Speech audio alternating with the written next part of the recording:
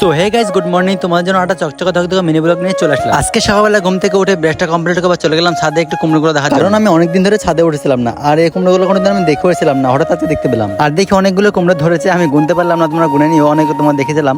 তারপরে হঠাৎ করে আব্বু বললো কয়লাগুলো পানি দিতে। আর গাইস, তোমরা অনেকেই কমেন্ট করেছিল আগে তোমাদের এইগুলো কিসের ব্যবসা ছিল। তো গাইস, এগুলো হচ্ছে আমাদের কয়লার ব্যবসা। এগুলো কাঠগুলো পুড়ে কয়লা করা হয়, তোমাদের একটা পরের ভিডিওতে গেলে পুরো ডিটেলসে বলবো। তাই কয়লাতে জল দিতে দিতে হঠাৎ করে তেল ফুটে যায়, তার জন্য তেল নিতে চলে গেলাম একটু বাজারে। আর গাইস, আজকে দেখবো আমি না বলতে ঠিক কতজন আমার চ্যানেলটা সাবস্ক্রাইব করে। বাজারে গিয়ে তেল নিয়ে কমপ্লিট করার পর দুটো কেক নিয়ে চলে আসলাম বাজার থেকে খাওয়ার জন্য। না মানে আমি নিতে গেছিলাম বড় 10 টাকাওয়ালা একটা বড় কেক নিতে গেছিলাম, কিন্তু ওখানে 10 টাকাওয়ালা বড় কেক পাওয়া গেল না, একটা ছোট কেক দুটো নিতে হলো। আর এই কেকগুলো আমার সত্যি খেতে ভালো লাগে, একটা কারণে ভিতরগুলো মাখন থাকে, যে ক্রিমটা ওটা আমার সবথেকে বেশি ভালো লাগে। তাই কেকটা খেয়ে বিকেল দিকে একটু ঘুমিয়ে গেছিলাম, ঘুম থেকে উঠে দেখি আমাদের ঘর প্লাস্টার করা হবে, তার জন্য। আর গাইস, তোমরা আমার যারা প্রথম থেকে ব্লগ দেখছো তারা বলতে পারবে আমাদের ঘরে আমার প্লাস্টার করা ছিল না, তার জন্য প্লাস্টার করার জন্য বালু নিয়েছিল। আমাদের ঘরে প্লাস্টার কাজ শুরু হবে শুক্রবার থেকে। আর গাইস, বালুগুলো ফেলেছে একদম পুরো রাস্তার উপরে ফেলেছে, আমাদের যাওয়ার মতো কোনো পরিস্থিতিতে নাই। তো আজকে ব্লগটা এই পর্যন্ত, ততক্ষণ পর্যন্ত বাই।